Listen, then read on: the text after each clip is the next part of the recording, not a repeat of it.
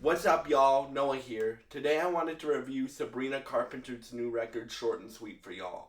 So, um, this record, it's dope. Like, I decided to listen to this record, because I saw Sabrina on the Christina Aguilera 25th anniversary concert last week. And I'm like, this girl can really sing if she can sing with Christina Aguilera. So I decided to listen to it. Um, and there's two things that I realized right off the bat with Sabrina's new record.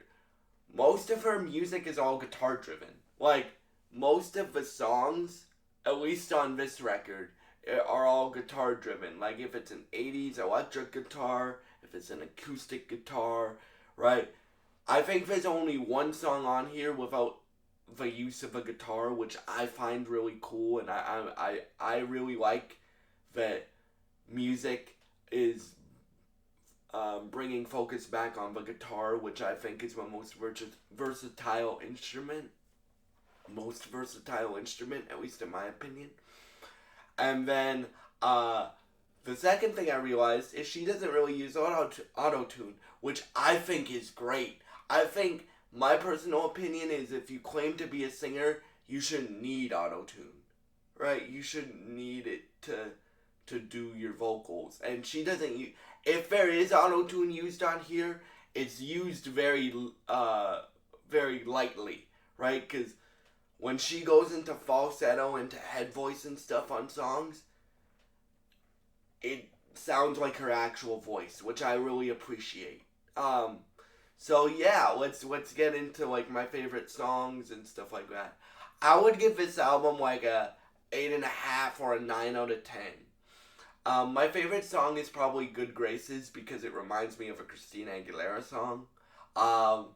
Like early Christina Aguilera, like first album Christina Aguilera song, which makes sense because I did a bit of research on Sabrina Carpenter. Her favorite artist, or her artist that inspired her to sing, was Christina Aguilera.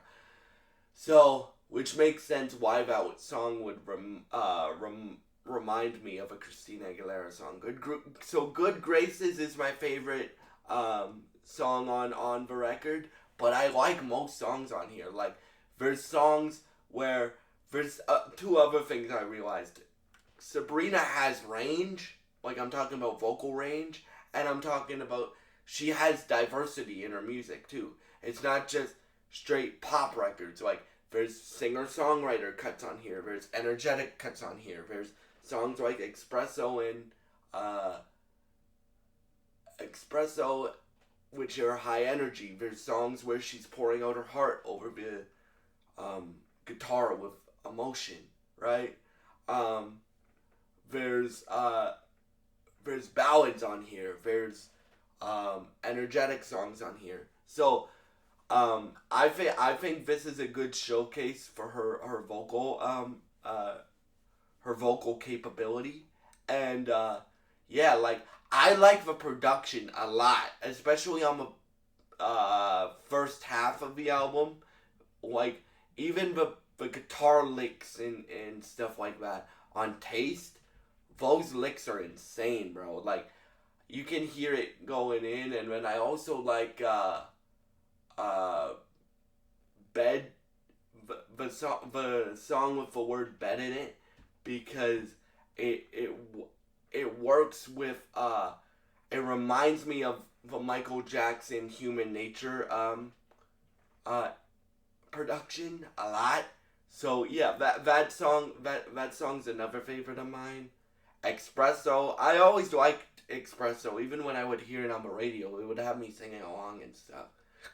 Right? So the album to me is very versatile, and I would even recommend that if you're trying to be a singer, listen to the album. Listen to the album and try to sing along with it, because you have her normal range, and then you have her falsetto and her head voice and her high notes as well, right? And again, you can actually hear her voice, which for pop music,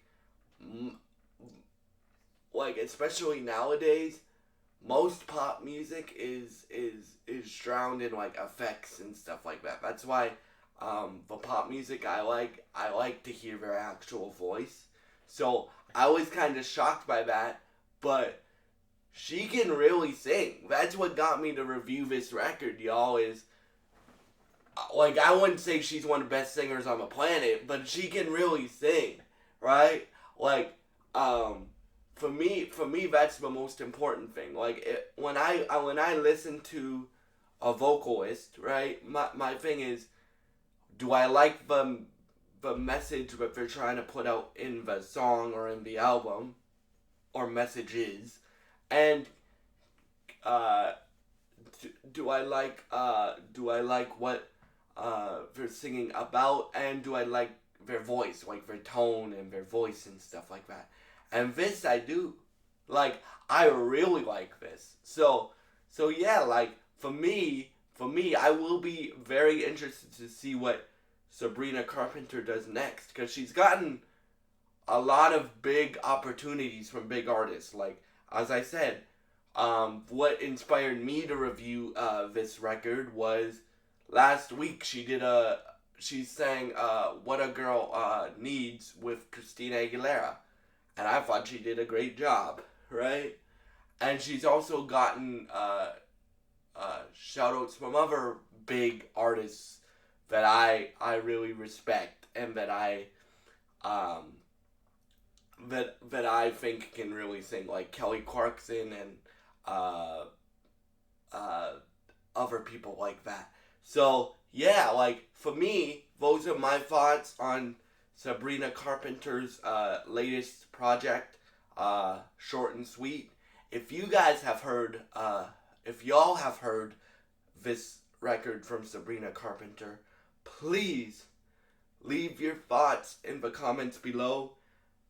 Thank you so much for watching. If you enjoy this style of content, please subscribe, like, and share this video.